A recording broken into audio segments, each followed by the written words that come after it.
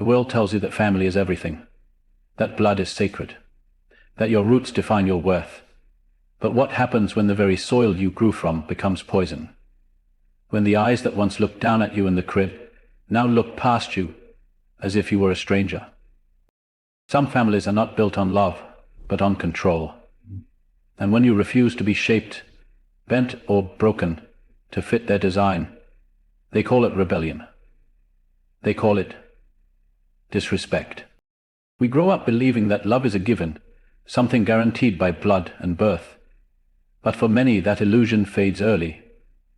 Sometimes the people who raise you do not know how to love you, not because you are unlovable, but because they never learned how to love themselves. You may sit at the family table and feel like a stranger, as if your presence is tolerated, not cherished. You search for warmth in their eyes and find cold indifference or conditional affection, and slowly you come to understand a hard truth. Love isn't always found in the house where you were born. Sometimes it waits for you in the most unexpected places. In friendships that feel like home, in the arms of someone who sees you fully, or in the quiet strength of your own company. Love is not bound by genetics. It is built in trust, in care, in the gentle act of being truly seen.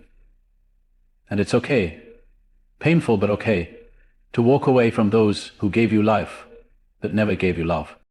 Rejection from family cuts deeper than most wounds, because it strikes at the core of who you are. You wonder, what did I do wrong? Why am I not enough? And in those quiet moments, it feels like their distance is a reflection of your failure. But often, it isn't about you at all. Sometimes, people reject what they don't understand. Sometimes, they see your strength and feel threatened. Sometimes, your growth reminds them of everything they ran from in themselves. Their coldness may be a shield for their own pain, their judgment a mask for their insecurities. But even knowing this doesn't stop the ache. Because rejection, even when it's not personal, always lands on your heart like it is. It doesn't ask for logic, it just hurts. Still, with time, you learn to separate their limitations from your value. You learn that their inability to love you says more about them than it ever did about you. From the moment you began to show signs of individuality, the conflict began. Not because you were wrong, but because you were not what they expected. Families often carry unspoken blueprints, how you should think, behave, believe, and even feel. But what happens when your spirit doesn't fit their mold? When your truth doesn't match their tradition? You become the one they try to fix, correct, or silence, the outlier, the disappointment.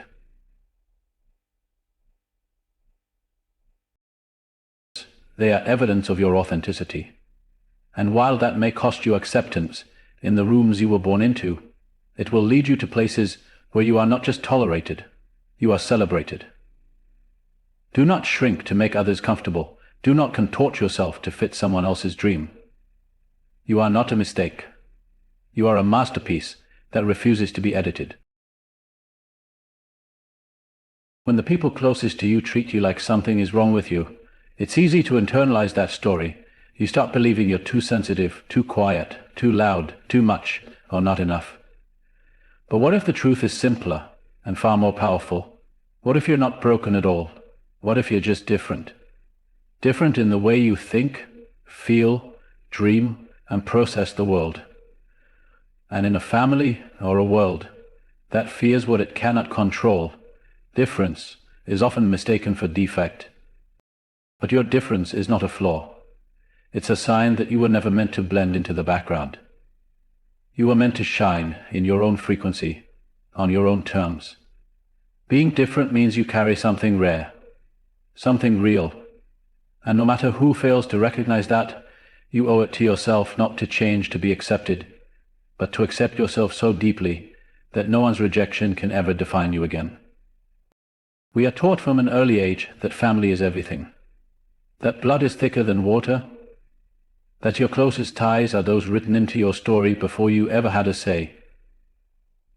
But what if family isn't about what you're born into, but about what you choose?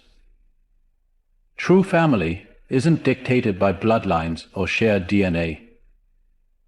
It's about the bonds you forge through shared experiences, mutual respect, and unconditional love. These are the people who see you for who you are, not who they want you to be.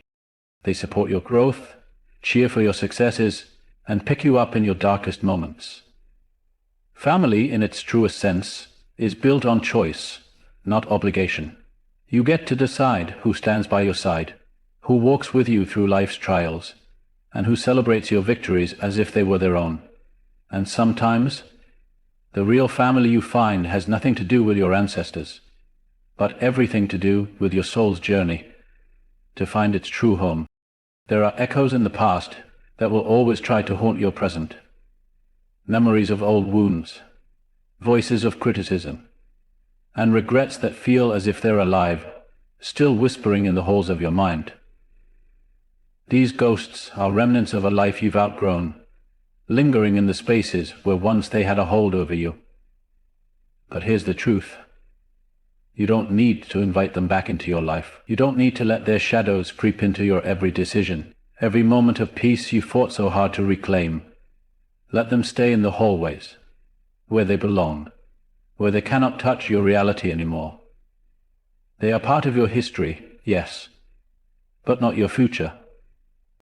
The more you feed them with attention, the more they feed on your soul. You have the power to shut the door and leave them behind. Walk forward in your own light, not haunted by the ghosts of what was, but propelled by the possibilities of what can be. There are moments in life that test the very core of who we are, times when we are pushed to the brink, when the world we once knew crumbles, and we're forced to face the unimaginable. In those dark, overwhelming moments, survival can feel like the only option. You wonder how you're still standing, why you haven't fallen apart like the pieces around you. 8. But here lies the truth. Survival isn't about being unaffected. It's about continuing to breathe, to move, to exist, even when everything in your world tells you to give up. There is immense strength in surviving the unthinkable, not because you're immune to the pain, but because you chose not to be defeated by it. You carry with you the weight of what you've endured, but you also carry the power of resilience. Every scar is a mark of courage. Every tear shed is evidence of your endurance. And when the storm finally passes, you realize that your survival wasn't just about making it through. It was about discovering a strength within you that you never knew existed. And that strength, once awakened, becomes unstoppable.